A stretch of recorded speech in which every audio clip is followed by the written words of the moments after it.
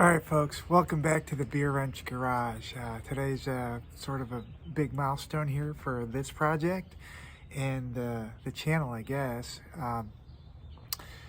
We have finished installing or rebuilding and installing this engine, and it's pretty much ready to go. Obviously I haven't put the bumper on and whatnot.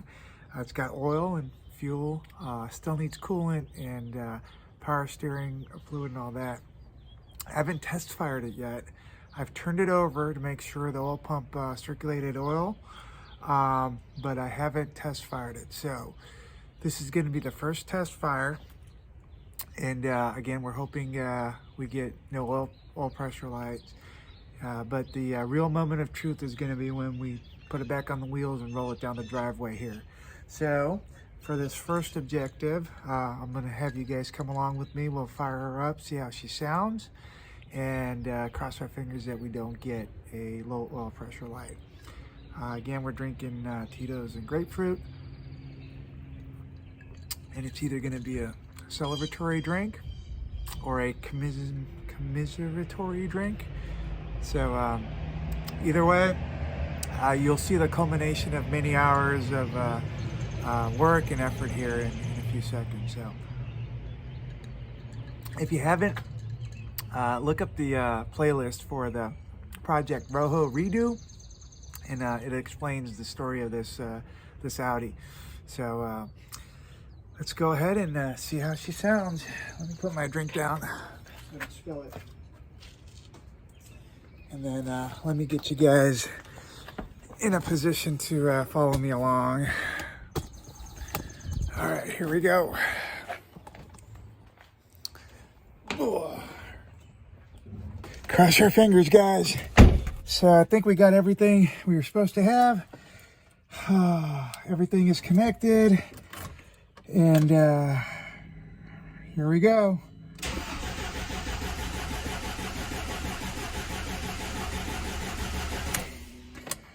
All right.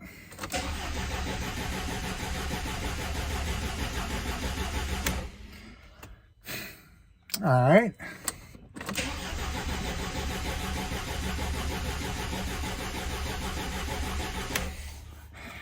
All right. So give me a minute and come back to you. All right. So everything seems like it checks out.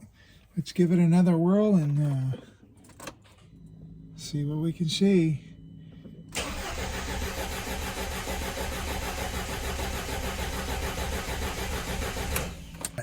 Let's try it one more time, and then we'll take a break and see what we can find out.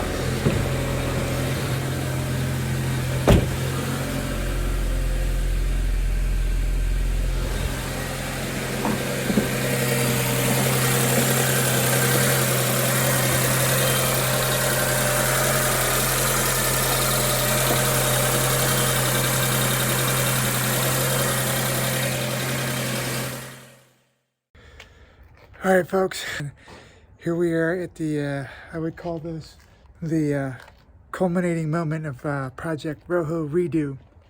So we got most of the fluids, all the fluids in there, everything wrapped up and torqued down, and twice before this car has rolled down the driveway here, and before making it to the really before making it off the driveway, it's given the low oil pressure light. So we're gonna give it a try for the third time and see what happens. And then you guys are gonna come with me for the inaugural mile of this project, of this car. And odometer says 147,428. I've probably put less than half a mile on it since I've owned it.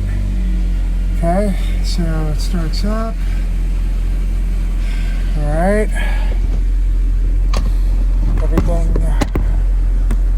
Sounds all right.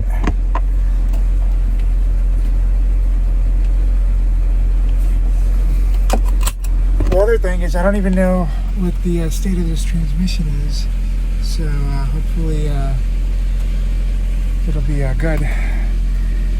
All right, parking brake off, shifting the drive, and it's a little bit of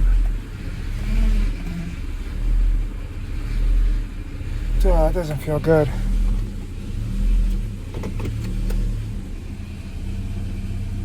The engine runs fine, but transmission.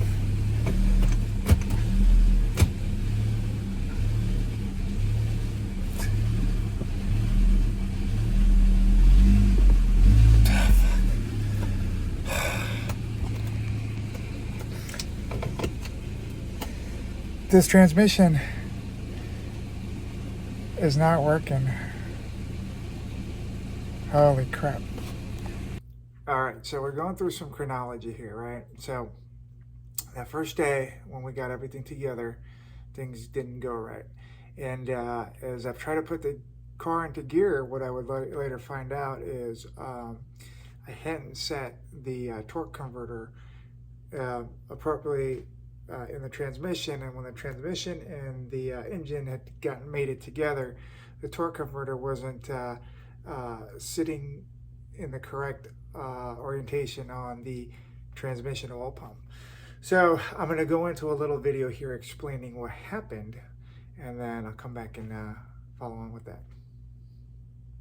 All right, just to give everybody some clarity on what's going on here.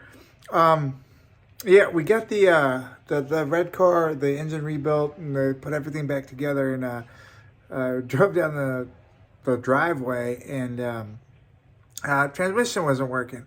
So just assumed that we had caused catastrophic damage to the transmission, and then brought the red car back in, got ready to pull the transmission, but went and pulled a perfectly good transmission from the junkyard. The issue I had is I'm used to manual transmissions where you bolt the doggone pressure plate and the clutch to the back of the engine, and then you slam the transmission in. With automatics, you gotta have a little bit of a finesse, and you gotta kind of like lift the torque converter up and kind of spin it onto the output shaft of the transmission. So this is a perfectly good transmission we pulled from the junkyard. I'm actually going to go ahead and put this one back in. And then this is a perfectly good transmission that came out of the car. And what happened is the torque converter was kind of like that, right? So you can kind of see the lip right here. There should be like about I don't know, like a 17 or 19 millimeter indent. So when I put the engine back into the car, the torque converter was not seated right, just like this. And if it's not seated right, it's not obviously going to engage with the crank and function correctly. And so, or at least not going to engage with the output shaft and function correctly. And that's what the issue was. As you can see, if you lift the torque converter up, it seats back a little bit, and you got your like 19 millimeters of indentation here. So this is perfectly good transmission. Pulled it, and no issues with it. But this is a really nice looking transmission from the junkyard, and because I spent a lot of effort getting it, we're gonna put this one guy in it.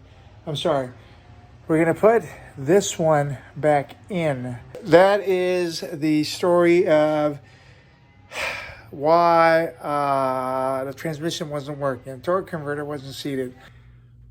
All right, so little did I know when I made that video, neither of those transmissions, well, those transmissions weren't both good. The one from the junkyard I ended up installing, and there was some kind of, from sitting or whatever, there's some kind of issue with the gear select mechanism. It was stuck, I couldn't get it freed up, and I think it had somehow broken internally.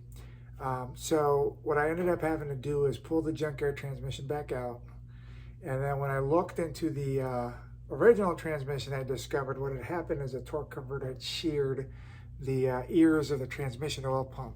I'm sorry, yeah, basically there's a couple tabs on the transmission oil pump. The improperly set torque converter had sheared those tabs, and there was no way the oil pump inside the transmission was turning.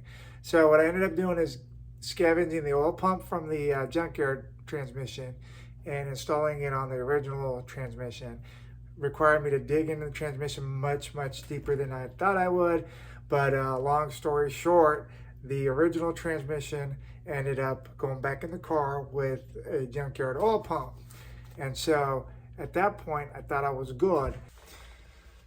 So believe it or not, there's still more to the story of this red car, but I'm gonna leave the story off at this point. So I'm trying to maintain kind of digestible videos.